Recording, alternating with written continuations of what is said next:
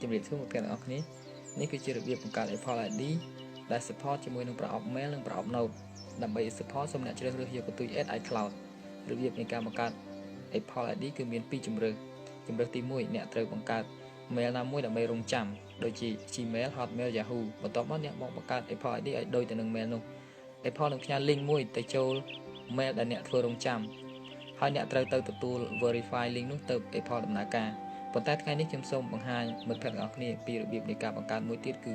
យកកន្ទុយ Add iCloud តែម្ដងការបង្កើត Add iCloud នេះគឺដំណើរការល្អព្រោះ Add iCloud នេះគឺជា mail របស់ Apple ដូច្នេះសូមទស្សនាខ្ញុំនឹងបង្ហាញពីរបៀបនៃការបង្កើត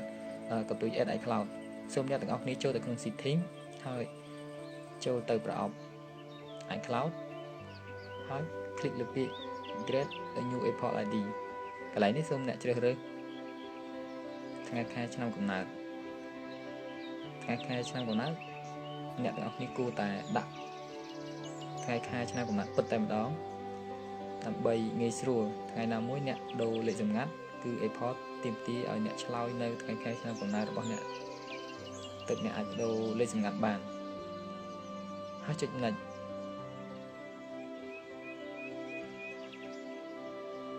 បំពេញឈ្មោះហើយ next បន្តទៀតចំណុចនេះគឺមាន2ប្រសិនបើអ្នកយកជម្រើសទី1ខាងលើខាងក្រោមនេះគឺអ្នកយកកន្ទុយ Add iCloud បើអ្នកយកខាងលើជ្រើសយកខាងលើនោះគឺបានន័យថាអ្នកទៅបង្កើត mail ណាមួយរងចាំហើយនៅកន្លែងនេះគឺអ្នកបញ្ចូល ID Apple នឹងក៏ឲ្យដូចទៅ mail ដែលអ្នកធ្វើរងចាំគឺមានន័យថាយក mail ផ្សេងៗទៅធានា Apple បើយើងយកជម្រើសខាងក្រោមនេះគឺបង្កើតយកកន្ទុយ Add iCloud តែម្ដងការបង្កើតដែលយកកន្ទុយ Add iCloud នេះគឺមានភាពងាយស្រួលដោយមិនចាំបាច់យើងទៅ verify link ជាមួយនឹង mail ផ្សេងទៀតដោយដែលយើងយកជម្រើសទី1នោះទេនេះគឺបានន័យថាឈ្មោះនេះមានអ្នកគេប្រើប្រាស់រួចហើយអញ្ចឹងយើងត្រូវបដូរ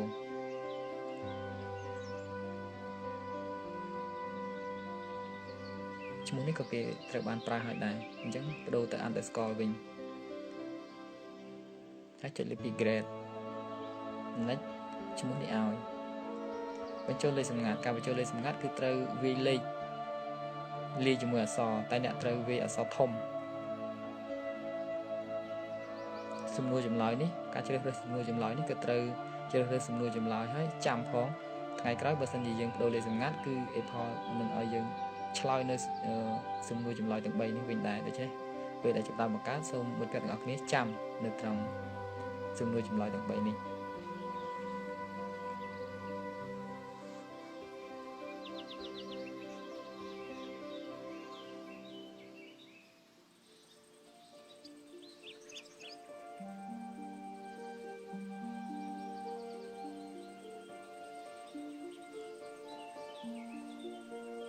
កន្លែងនេះគឺ mail ធានាអ្នកចង់ដាក់ mail ណាដើម្បីធានានៅពេលដែលអ្នកមានបញ្ហាអីគឺមាន mail ធានានេះជួយសង្គ្រោះឬក៏យើងមិនចាំបាច់ដាក់ក៏បានដែរ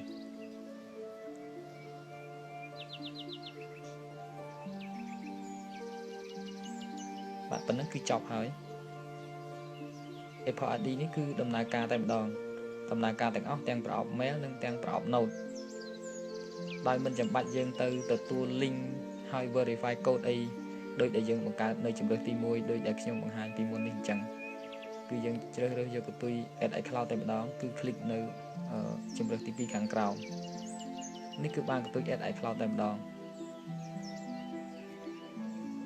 add underscore kនិង add iCloud.com ចុចលើពាក្យ merge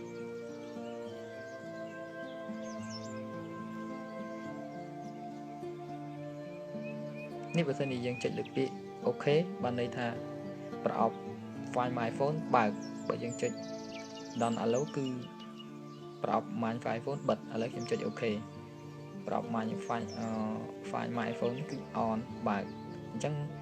បើសិនជាអ្នកបារម្ភភ័យខ្លាចអ្នកខ្លះគាត់ចាប់ផ្ដើមបង្កើត Apple ID ហ្នឹងគឺគាត់ខ្លាចជាប់ iCloud អញ្ចឹងបើសិនជាអ្នកខ្លាចជាប់ iCloud ហើយភ្លេចលេខសម្ងាត់ពេលណានោះសូមទាញប្រអប់ Find My iPhone នេះបិទឥឡូវខ្ញុំបិទ Find My iPhone នៅពេលដែលបិទឲ្យយើងត្រូវវាយលេខសម្ងាត់ចូលបើសិនជាយើងបិទគឺ នៅពេលដែលយើងចាប់តាមសារចេញគឺអត់មានជាប់ iCloud អត់មានអីទេអត់មាន wireless សម្ងាត់ទេប៉ុន្តែដើម្បីសុវត្ថិភាពអ្នកទាំងអស់គ្នាគួរតែទាញបោក file My iPhone នេះបើកដើម្បីសុវត្ថិភាពទូរស័ព្ទរបស់អ្នក Apple ID បានបង្កើតចប់ហើយប៉ុន្តែមិនទាន់អាច download បានទេគឺត្រូវបំពេញលក្ខខណ្ឌនៅ App Store បន្តិចទៀតចូលទៅ App Store ហើយបញ្ចូល account ដែលយើងបង្កើតមិញ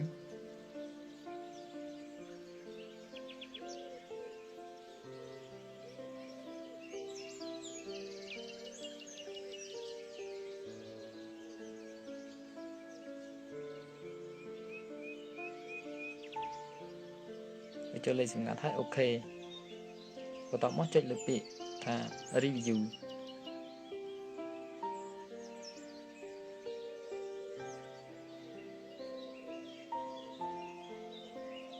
ជ្រើសរើស store សម្រាប់ការ download account នេះបើយើងយកនៅអាមេរិកគឺសេវាកម្មវិធីសេវាបែបក៏ប៉ុន្តែពេលនេះខ្ញុំយកនៅខ្ញុំសូមយកនៅកូរ៉េខាងត្បូង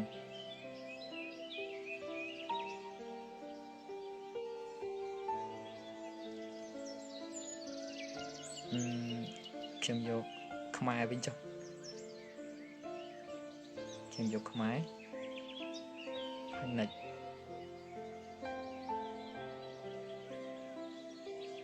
កន្លែងនេះសូមគ្រីសទី1សូមយកពាក្យណាន់គ្រីសលើពាក្យណាន់ហើយកូដ enter code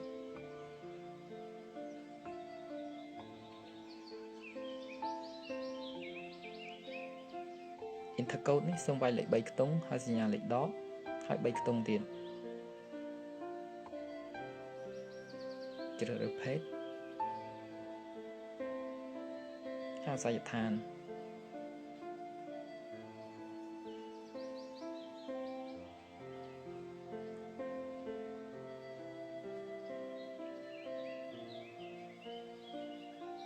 អាសយដ្ឋានទី1និងទី2គឺបញ្ចូលដូចគ្នាតែម្ដងទៅ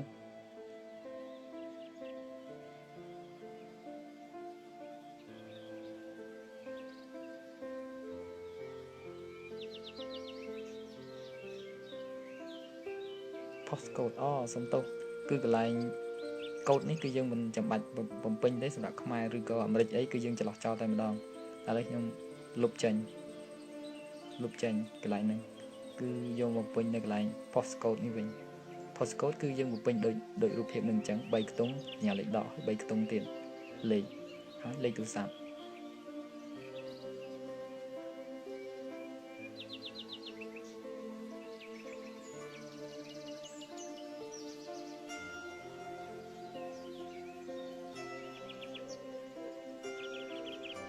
ដង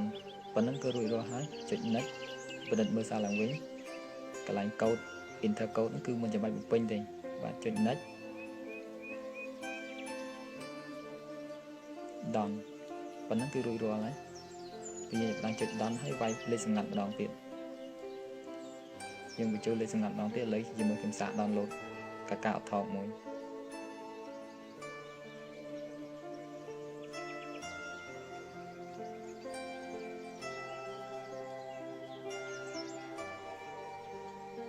បាទដោនបានហើយ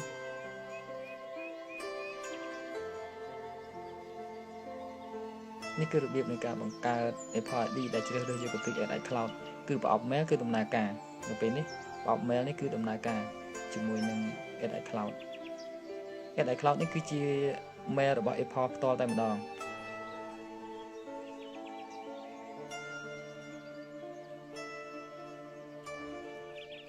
បាទបើយើងបង្កើតរបៀបបង្កើត Apple ID បង្កើតយកកន្ទុយ Add iCloud នេះគឺដំណើរការជាមួយនឹងប្រអប់ Note ប្រអប់ mail គឺដំណើរការបើយើងជ្រើសរើសយកកន្ទុយផ្សេងខុសពី Add iCloud នេះគឺប្រអប់ Note អត់ដំណើរការទេអញ្ចឹងសូមមិត្តភក្តិទាំងអស់គ្នាគួរតែបង្កើតយក Add iCloud តាមដែលខ្ញុំធ្វើនេះតែម្ដងទៅដើម្បីមានភាពងាយស្រួលពីព្រោះ Add iCloud នេះគឺជា mail របស់ Apple ផ្ទាល់តែម្ដង